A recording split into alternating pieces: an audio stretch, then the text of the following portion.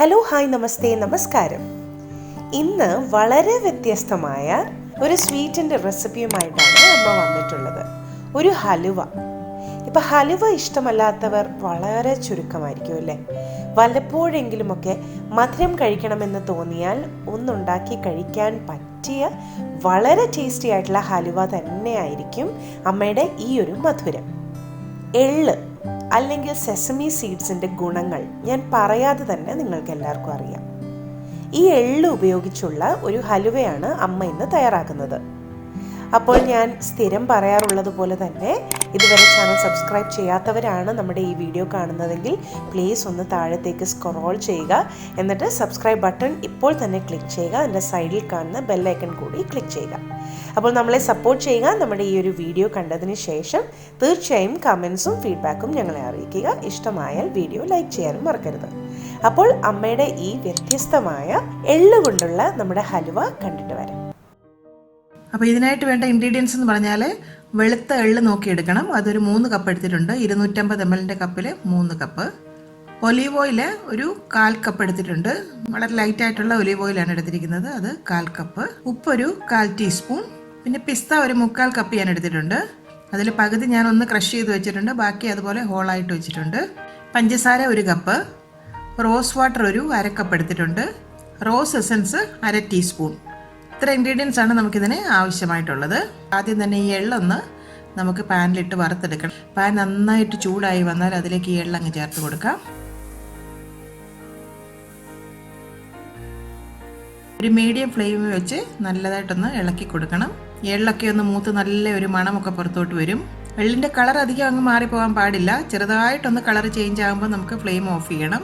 നമുക്കറിയാം ആ എള്ളിൻ്റെ ആ ഒരു നല്ലൊരു മൂക്കുന്ന സ്മെല്ല് പുറത്തോട്ട് വരും. ഒരു 6-7 മിനിറ്റെങ്കിലും ഒരു മീഡിയം ഫ്ലെയിമിൽ വെച്ചിട്ട് നമുക്കൊന്ന് ഇളക്കി കൊടുത്തുകൊണ്ടിരിക്കണം. ഇപ്പോൾ കണ്ടില്ലേ, ചെറുതായിട്ട് അതിൻ്റെ കളറൊക്കെ ഒന്ന് ചേഞ്ച് ആകാൻ തുടങ്ങിയിട്ടുണ്ട്. ഇനി നമുക്ക് ഫ്ലെയിം അങ്ങ് ഓഫ് ചെയ്യാം. ഇനി നമുക്കിത് മിക്സിയുടെ ഡ്രൈ ജാറിലേക്ക് കുറേശ്ശെ ചേർത്ത് ഒരു 1/2 ഭാഗം അല്ലെങ്കിൽ 3/4 ഭാഗം ചേർത്ത് കൊടുത്താൽ മതിയാകും. നന്നായിട്ട് ഈ എള്ളൊന്ന് പൊടിച്ചെടുക്കണം. കണ്ടില്ലേ, നല്ല ഫൈനായിട്ട് ഇപ്പം എള്ള് പൊടിച്ചെടുത്തിട്ടുണ്ട്. ഉപ്പും കൂടി അതിലേക്ക് ചേർത്ത് കൊടുക്കാം. കുറച്ച് ഓയിൽ നമുക്ക് ആദ്യം ചേർത്ത് കൊടുക്കാം. ഒലീവ് ഓയിൽ ആവശ്യത്തിന് ചേർത്ത് കൊടുത്ത് വീണ്ടും ഒന്നുകൂടി നമുക്ക് ഇത് അരച്ചിതൊരു പേസ്റ്റ് ആക്കി എടുക്കണം. അപ്പോൾ ഒരു 2 ബാച്ചായിട്ട് നമുക്കത് അരയ്ക്കേണ്ടി വരും. ചെറിയ ബൗളാണെന്നുണ്ടെങ്കിൽ, അതല്ലെങ്കിൽ ഒരുമിച്ചിട്ട് അരയ്ക്കാം. കുറച്ച് ഓയിൽ ചേർത്തിട്ട് നമ്മൾ അത് അരയുന്ന പരുവം ഒന്ന് നോക്കണം. നല്ല ഒരു പേസ്റ്റായിട്ട് വരുന്നുണ്ടെങ്കിൽ പിന്നെ നമ്മൾ കൂടുതൽ ഓയിൽ ചേർക്കേണ്ട ആവശ്യമില്ല. കണ്ടില്ലേ, ഇതുപോലെ ഒരു പേസ്റ്റായിട്ട് നമുക്ക് കിട്ടണം. നല്ലൊരു ഫൈൻ പേസ്റ്റായിട്ട് നമുക്ക് കിട്ടിയിട്ടുണ്ട്. ഇതാണ് അതിൻ്റെ ഒരു പരുവം. ഇതാണ് ശരിക്കും തഹിനി പേസ്റ്റ് എന്ന് പറയുന്നത്. നമ്മുടെ ഹുമൂസിൻ്റെ റെസിപ്പിയിൽ ഞാൻ ഹോം മെയ്ഡ് തഹീനി കാണിച്ചിരുന്നു. അപ്പോൾ കുറേ ആൾക്കാർ റിക്വസ്റ്റ് ചെയ്തിട്ടുണ്ട് അത് എങ്ങനെയാണ് വീട്ടിൽ തയ്യാറാക്കുന്നതെന്നൊന്ന് വീഡിയോ ഇടണമെന്നും പറഞ്ഞ്. അപ്പോൾ ഇതാണ് അതിൻ്റെ ഒരു റെസിപ്പി. ഇനി നിങ്ങൾക്ക് അതല്ല സെപ്പറേറ്റ് ആയിട്ടൊരു വീഡിയോ വേണമെന്നുണ്ടെങ്കിൽ ഞാൻ പുറമേ ഇടാം. അപ്പോൾ ഇതുപോലെയാണ് തഹീനി പേസ്റ്റ് നമ്മൾ തയ്യാറാക്കി എടുക്കേണ്ടത്. അതായത് എള്ളും വെളുത്ത എള്ള് ഇതുപോലെ വറുത്തതിന് ശേഷം ഒലീവ് ഓയിലും കൂടെ ചേർത്തിട്ട് നമുക്ക് പേസ്റ്റ് ആക്കി എടുത്താൽ മതി. അത്രേ ഉള്ളൂ തഹീനി പേസ്റ്റ് എന്ന് പറയുന്നത്. ഉപ്പും ആവശ്യത്തിന് ചേർക്കണം. ഈ ഒരു കട്ടിയിൽ വേണം നമ്മുടെ പേസ്റ്റ് തയ്യാറാക്കി എടുക്കാനായിട്ട്. ഇപ്പോൾ 2 ബാച്ചസ് മുഴുവനായിട്ട് ഞാൻ പേസ്റ്റ് ആക്കി എടുത്തിട്ടുണ്ട്. ഇതിനെ നമുക്കങ്ങ് മാറ്റി വെക്കാം. ഒരു സോസ് പാൻ ഞാൻ സ്റ്റവ് വെച്ചിട്ടുണ്ട്. പാൻ നന്നായിട്ട് ചൂടായി വന്നാൽ ഈ എള്ളിൻ്റെ പേസ്റ്റ് നമുക്ക് അതിലേക്ക് അങ്ങ് ഒഴിച്ചു കൊടുക്കാം.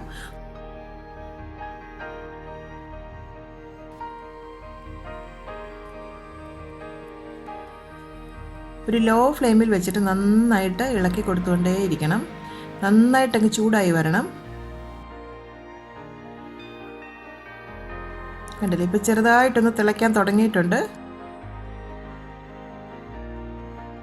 ഇനി നമുക്കിതങ്ങ് മാറ്റി വേറൊരു സ്റ്റൗവിലേക്ക് വെക്കാം, ചെറിയ തീയിൽ. അതോടൊപ്പം തന്നെ വേറൊരു പാൻ ഞാൻ സ്റ്റവ് വെച്ചിട്ടുണ്ട്. അതിലേക്ക് പഞ്ചസാര നമുക്കൊന്ന് ചേർത്ത് കൊടുക്കാം.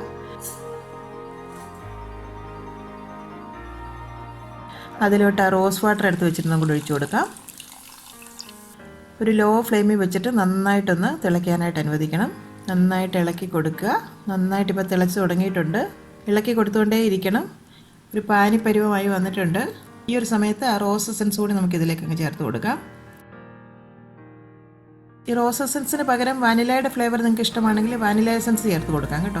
അതും നല്ലൊരു ടേസ്റ്റാണ് ഈ ഹലുവയ്ക്ക്. ഇതിപ്പോൾ നല്ലതായിട്ട് തിളച്ച് വന്നിട്ടുണ്ട്. കണ്ടില്ലേ, നല്ലൊരു പാനിയായിട്ടുണ്ട്. ഈ ഒരു പാനി നമുക്കിനി ആ എള്ളിൻ്റെ പേസ്റ്റിലേക്ക് അങ്ങ് ചേർത്ത് കൊടുക്കാം.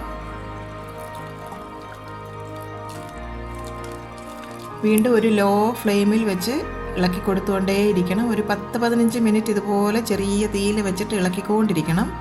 നന്നായി കുറുകി വരണം. അത് നിർത്താതെ കൈയെടുക്കാതെ ഇളക്കിക്കൊണ്ടിരിക്കണം. ഫ്ലെയിം എപ്പോഴും ലോയിൽ തന്നെ വെക്കണം. ഇപ്പോൾ ചെറുതായിട്ടൊന്ന് കുറുകി തുടങ്ങിയിട്ടുണ്ട്. ഈ ഒരു സമയത്ത് നമുക്ക് അതിലേക്ക് ആ പിസ്ത പൊടിച്ചത് പകുതി അങ്ങ് ചേർത്ത് കൊടുക്കാം.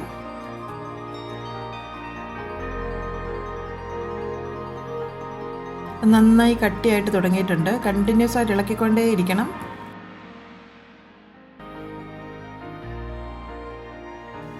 കണ്ടില്ലേ, ഇപ്പോൾ നല്ലവണ്ണം അത് നല്ല കട്ടിയായിട്ടുണ്ട്. ഈ ഒരു സമയത്ത് നമുക്ക് ഫ്ലെയിം അങ്ങ് ഓഫ് ചെയ്യാം. ഇനി നമുക്കിതൊന്ന് തണുത്ത് കിട്ടണം. തണുത്ത് കിട്ടുമ്പോഴാണ് ഇത് നന്നായിട്ട് കട്ടിയായിട്ട് വരുന്നത്. അപ്പോൾ പെട്ടെന്നൊന്ന് തണുക്കാനായിട്ട് ഒരു പാനിൽ കുറച്ച് വെള്ളം എടുത്ത് വെച്ചിട്ടുണ്ട്. അതിലേക്ക് നമുക്ക് ഈ സോസ് പാൻ ഒന്ന് ഇറക്കി വെക്കാം. പെട്ടെന്ന് തന്നെ അങ്ങ് തണുത്ത് കിട്ടും. വീണ്ടും നന്നായിട്ട് ഇളക്കി കൊടുത്തുകൊണ്ടേ ഇരിക്കണം.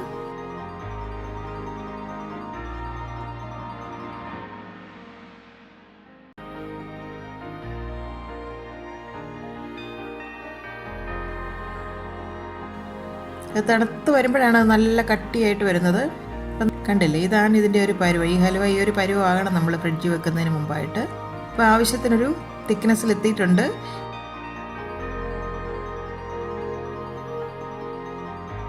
ഇതിനെ നമുക്കൊരു ട്രേയിലേക്കൊന്ന് ചേർത്ത് കൊടുക്കാം.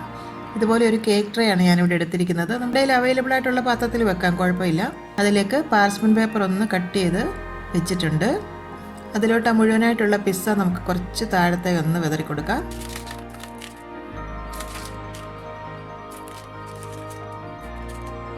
ഈ ഹലുവ കുറേശ്ശെയായിട്ട് ഇതിലേക്കൊന്ന് ചേർത്ത് കൊടുക്കാം. ഈ ഒരു ഹലുവ തന്നെ 2 വിധത്തിൽ തയ്യാറാക്കാം കേട്ടോ. ഇതിപ്പോൾ നല്ല സോഫ്റ്റ് ആയിട്ടൊരു ഹലുവയാണ്, നല്ല ടേസ്റ്റിയുമാണ്. അതുപോലെ തന്നെ നല്ല ഡ്രൈ ആയിട്ട് നല്ല ഫ്ലേക്കി ആയിട്ടും ഈ ഒരു ഹലുവ നമുക്ക് തയ്യാറാക്കിയെടുക്കാം. അതിൻ്റെ ഒരു പ്രൊസീജിയർ കുറച്ചും കൂടെ വ്യത്യാസമുണ്ട്. അപ്പോൾ രണ്ടും കൂടെ ഒരു വീഡിയോയിൽ കാണിക്കേണ്ടെന്ന് വെച്ചാൽ ഞാൻ കാണിക്കാൻ വീഡിയോ ഒത്തിരി ലോങ് ആയി പോകും. ഞാൻ പറഞ്ഞ പോലെ അതിൻ്റെ കുക്കിംഗ് പ്രൊസീജിയറിൽ കുറച്ച് വ്യത്യാസമുണ്ട്. ഇതിപ്പോൾ നല്ല സോഫ്റ്റും ടേസ്റ്റിയുമായിട്ടുള്ള നല്ലൊരു ടെക്സ്ചറിലുള്ള ഒരു ഹലുവയാണ്. സ്പാറ്റില കൊണ്ട് അതിൻ്റെ പുറമൊക്കെ ഒന്ന് ലെവൽ ചെയ്ത് കൊടുക്കാം. ഇനി ആ ബാക്കി വന്നിരിക്കുന്ന ബട്ടർ പേപ്പർ കൊണ്ട് അതിൻ്റെ പുറമൊന്ന് കവർ ചെയ്തെടുക്കാം. ഇതുപോലെ അങ്ങ് പുറത്തേക്ക് അങ്ങ് മടക്കി കൊടുക്കാം. ഇതിന് ഫ്രിഡ്ജിൽ ഒരു ഓവർനൈറ്റ് വെച്ചതിന് ശേഷം ഞാൻ കാണിച്ചു തരാം. ഫ്രിഡ്ജിലിരുന്നതൊന്ന് തണുക്കണം. ഒരു 10 മണിക്കൂറെങ്കിലും മിനിമം ഫ്രിഡ്ജിലിരുന്ന് തണുത്തെങ്കിൽ മാത്രമേ ഈ ഹലുവ കറക്റ്റായിട്ട് സെറ്റായിട്ട് വരത്തുള്ളൂ. ഇതിപ്പോൾ ഇന്നലെ ഓവർനൈറ്റ് ഞാൻ ഫ്രിഡ്ജ് വെച്ചതാണ്. നമുക്കിതൊന്ന് തുറന്ന് നോക്കാം. ബട്ടർ പേപ്പറൊക്കെ ഒന്ന് പതുക്കെ മാറ്റി നോക്കാം. കണ്ടില്ലേ, തൊട്ടാൽ തന്നെ അറിയാം നല്ല കട്ടിയായിട്ട് വന്നിട്ടുണ്ട്. നമ്മൾ ഈ ബട്ടർ പേപ്പർ വെച്ചിരിക്കുന്നത് കൊണ്ട് പെട്ടെന്ന് തന്നെ നമുക്കിതങ്ങ് ഇൻവേർട്ട് ചെയ്തെടുക്കാൻ പറ്റും ഈ ഒരു ഹലുവ. തന്നെയല്ല നല്ല ഷേപ്പിൽ നമുക്ക് കിട്ടുകയും ചെയ്യും.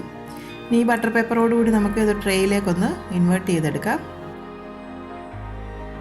കണ്ടില്ലേ, നല്ല അടിപൊളിയായില്ലേ. കാണുന്നത് പോലെ തന്നെ വളരെ ടേസ്റ്റിയാണ് ഈ ഒരു ഹൽവ. ഈ തണുപ്പ് സമയത്തൊക്കെ ഈ എള്ള് കഴിക്കുന്നത് ഭയങ്കര നല്ലതാണ്. ശരീരത്തിന് കൂടുതൽ ചൂട് തരുന്നൊരു സംഭവമാണ്. ഇപ്പോൾ കാണാൻ തന്നെ നല്ലൊരു ഭംഗിയുണ്ട്, നല്ല ടേസ്റ്റിയുമാണ്. നിങ്ങൾ തീർച്ചയായിട്ടും ഇത് വീട്ടിലൊന്ന് ട്രൈ ചെയ്ത് നോക്കണം. ഉച്ചയ്ക്ക് ഊണിന് ശേഷമൊക്കെ ഒരു ചെറിയൊരു സ്വീറ്റൊക്കെ കഴിക്കണമെന്ന് തോന്നിക്കഴിഞ്ഞാൽ ഈ ഒരു ഹലുവ തയ്യാറാക്കി ഫ്രിഡ്ജ് വെച്ചിട്ടുണ്ടെന്നുണ്ടെങ്കിൽ ചെറിയ പീസ് നമുക്ക് മുറിച്ച് കഴിക്കാം. ഞാനിനി ഇതൊന്ന് കട്ട് ചെയ്ത് കാണിച്ചു തരാം. പതുക്കെ നൈഫ് കൊണ്ട് ഇതുപോലെ ഒന്ന് കട്ട് ചെയ്ത് മാറ്റാം. അപ്പോൾ ഇതിൻ്റെ തന്നെ ഫ്ലേക്കി വേർഷൻ ഞാൻ വേറൊരു എപ്പിസോഡിൽ കാണിക്കുന്നതായിരിക്കും. അപ്പോൾ ഈ ഒരു വേർഷൻ നിങ്ങൾ തീർച്ചയായിട്ടും വീട്ടിൽ ട്രൈ ചെയ്ത് നോക്കണം. ട്രൈ ചെയ്ത് നോക്കി നിങ്ങളുടെ ഫീഡ്ബാക്കൊക്കെ ഞങ്ങളെ അറിയിക്കാൻ മറക്കരുത്.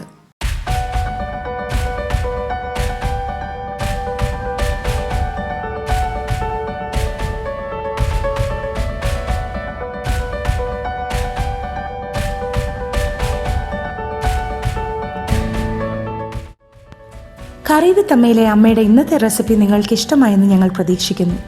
നിങ്ങളിൽ ഒരുപാട് പേര് ഈ റെസിപ്പീസ് എല്ലാം ട്രൈ ചെയ്ത് നോക്കി സക്സസ് ആയി എന്നറിയുന്നതിൽ ഞങ്ങൾക്ക് വളരെയധികം സന്തോഷം. നിങ്ങളുടെ ഫീഡ്ബാക്സും ഫോട്ടോസും എല്ലാം ഞങ്ങൾക്ക് വളരെയധികം വാല്യൂബിളാണ്. ഇതെല്ലാം കാണുന്നതിൽ ഞങ്ങൾക്ക് വളരെയധികം സന്തോഷവുമുണ്ട്. നിങ്ങൾ ആഗ്രഹിക്കുന്ന ഏതെങ്കിലും റെസിപ്പി അമ്മ വഴി കാണാൻ നിങ്ങൾക്ക് താല്പര്യമുണ്ടെങ്കിൽ ഞങ്ങളെ തീർച്ചയായും ഫീഡ്ബാക്സ് വഴി അറിയിക്കണം. ഞങ്ങൾ അത് ഞങ്ങളുടെ റെസിപ്പീസിൽ ഇൻക്ലൂഡ് ചെയ്യുന്നതായിരിക്കും. കറി വിത്ത് അമ്മ ഇതുവരെ സബ്സ്ക്രൈബ് ചെയ്യാത്തവരായ ആരെങ്കിലും ഉണ്ടെങ്കിൽ തീർച്ചയായും സബ്സ്ക്രൈബ് ചെയ്യണം. ഞങ്ങളുടെ റെസിപ്പീസ് ട്രൈ ചെയ്ത് നോക്കി നിങ്ങൾക്ക് ഇഷ്ടമാവുകയാണെങ്കിൽ തീർച്ചയായും വീഡിയോസ് ലൈക്ക് ചെയ്ത് ഷെയർ ചെയ്ത് ഞങ്ങളെ സപ്പോർട്ട് ചെയ്യണം. തുടർന്നും നിങ്ങളുടെ സപ്പോർട്ട് ഞങ്ങൾ പ്രതീക്ഷിക്കുന്നു.